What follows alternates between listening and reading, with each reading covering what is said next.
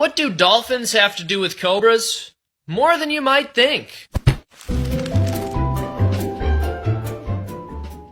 Back in the first years of the 20th century, Delhi, India had a lot of cobras slithering around and upsetting the sensibilities of the occupying British aristocracy.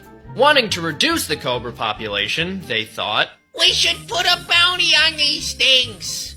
I know.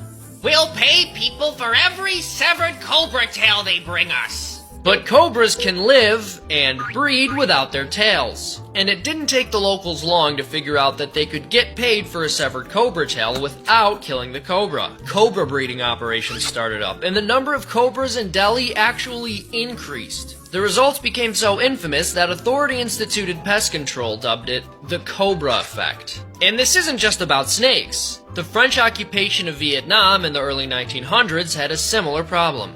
Sacre bleu! There's too many rats. We should put a bounty on these things. I know.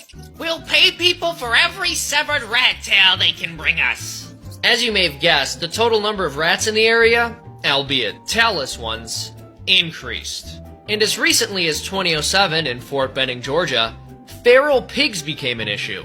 And what was the proposed solution? Bounty, tail. You get the picture. As a result, there were a suspicious number of tailless feral pigs running around, and domestic pigs were also starting to mysteriously lose their tails.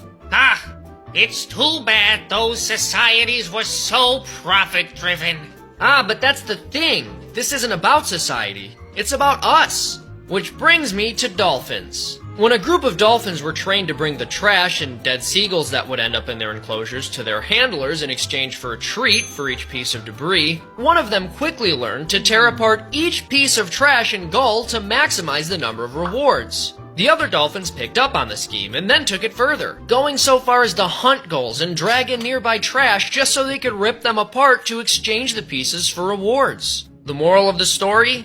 It's not the intentions behind policy that affects people or animals' behavior. It's the incentives. And no matter the society, or even species, that's always going to be the case. Hey, could you give me a ride? I've got a wedding to go to.